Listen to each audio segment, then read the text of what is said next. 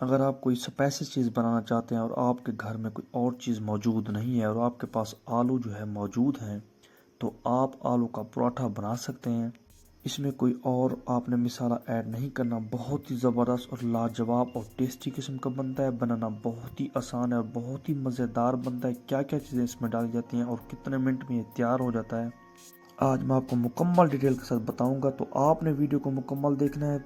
अगर आप भी बनाना चाहते हैं तो आज मैं स्टेप टू स्टेप आपको बताऊंगा कि कौन सी चीज़ पहले डाली जाती है और कौन सी चीज़ बाद में डाली जाती है। सबसे पहले आपने 3 जो है दरमियाने साइज़ के आलू को छील लेना है। इनकी पहले धुलाई आपने कर ली है। इसके बाद आपने इन्हें छील लेना है और इसे आप जो है कद्दूकश कर लेंगे। तो बड़ा बड़ा कद्दूकश आप कर लेंगे तो माशाल्लाह से बहुत ही आसानी के साथ ये बन जाता है और ज़बरदस्त तरीके के साथ मैं आज आपको बना के दिखाऊंगा।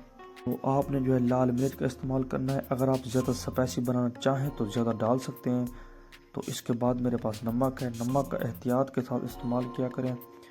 तो धनिया का इस्तेमाल मैं अपनी हर रेसिपी में करता हूँ। ये मेरी रेसिपी को 4 चांद लगा देता है धनिया, और इसकी रंगत को निखार देता है। तो अल्हम्दुलिल्लाह से बेसन इसमें जाएगा। तो हस्ब ज़रूरत इसमें आप बेसन डाल के इसको जो है मिक्सिंग कर लेंगे। तो अच्छे तरीके से इसकी मिक्सिंग कर लेंगे ताकि जो मसाला इसमें रच बस जाए। इसके बाद इसमें जाएगा पानी। तो पानी आपने उतना डालना है ताकि आप जो है इसका पेस्ट बना सकें इस तरीके के साथ। तो अल्हम्दुलिल्लाह से इसका आप पेस्ट बना लेंगे। इसकी जो है आप मिक्सिंग कर लेंगे। अच्छे तरीके के साथ आपने मिक्सिंग कर लेनी है। अगर आप अच्छे तरीके के साथ मिक्सिंग नहीं करेंगे तो कहीं जो है मिर्च रह जाएगी और कहीं जो है नमक रह जाएगा। तो अल्हम्दुलिल्लाह से मिक्सिंग इसी कर लेंगे। इसके बाद मेरे पास पैन है। पैन पे आपने घी को डाल देना है। तो घी इस पे जो है डाल देंगे। जब घी जो है इस पे फैल जाए तो इसके बाद जो है आपने जो पेस्ट बनाया था इसके ऊपर जो है आपने पेस्ट डाल देना है। बहुत ही आसानी के साथ और बहुत ही सिंपल तरीके के साथ और बहुत ही एहतियात के साथ। तो इस तरीके के साथ आपने जो है इसे फैला देना है। तो अल्हम्दुलिल्लाह से आपने जो है लो मीडियम फ्लेम पे इसकी जो है इसको जो है आप उलट देंगे। आप इसकी साइडों पे अगर आप घी लगाना चाहें तो लगा सकते हैं। इससे आपका जो पराठा है ये टूटेगा नहीं।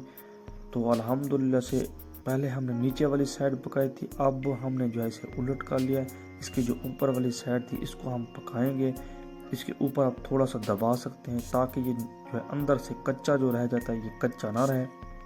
तो माशाल्लाह से देखें घी इसके ऊपर मैं डाल दूंगा क्योंकि घी जो है इसको नरम और मुलायम कर देगा, इसको जो है सॉफ्ट कर देगा, इसकी रंगत और इसके टेस्ट को निखार देगा।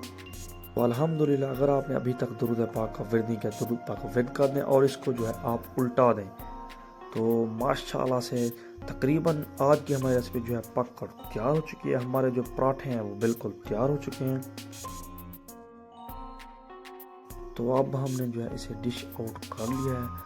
तो माशाल्लाह से इसकी आपको रंगत नज़र आ रही होगी। ज़बरदस्त तरीके के साथ जो है इसकी जो है रंगत आ रही है और इसका टेस्ट जो है डेवलप हो चुका है। तो अगली रेसिपी तक के लिए दीजिए इजाज़त। अल्लाह।